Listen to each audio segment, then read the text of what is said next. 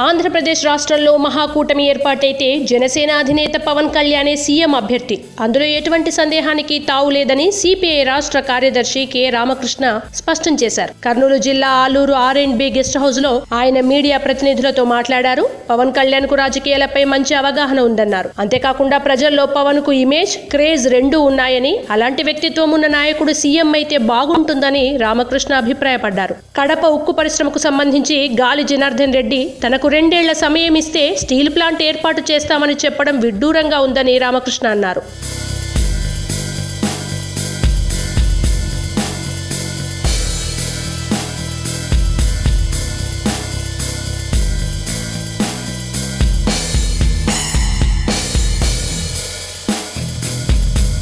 రాష్ట్ర అభివృద్ధికి కేంద్రం 85% నిధులు ఇచ్చినట్లు బీజేపీ రాష్ట్ర అధ్యక్షుడు కన్నా లక్ష్మీనారాయణ చెప్పడం సిగ్గుచేటు అని రామకృష్ణ మండిపడ్డారు. బీజేపీతో ప్రత్యక్షంగా పరోక్షంగా పొత్తులు పెట్టుకుంటే ప్రజలే ఆ పార్టీలకు బుద్ధి చెబుతారని వైఎస్ఆర్సీపీని ఉద్దేశించి పరోక్షంగా విమర్శించారు. కేంద్ర ప్రభుత్వ ప్రజా వ్యతిరేక విధానాలపై వామపక్ష పార్టీలు, ప్రజా సంఘాలతో ఈ నెల 4న విజయవాడలో సమావేశం నిర్వహిస్తామని, ఆ సమావేశంలో తదుపరి కార్యాచరణ రూపొందిస్తామని రామకృష్ణ చెప్పారు.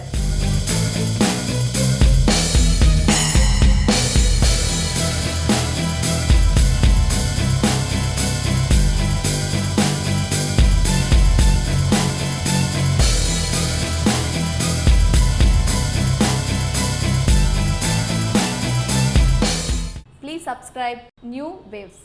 ఇలాంటి మరిన్ని మంచి వీడియోలు కావాలని కోరుకుంటున్నారా? అయితే పక్కనే ఉన్న గంట సింబల్ను క్లిక్ చేయండి. అలాగే సబ్స్క్రైబ్ చేయండి.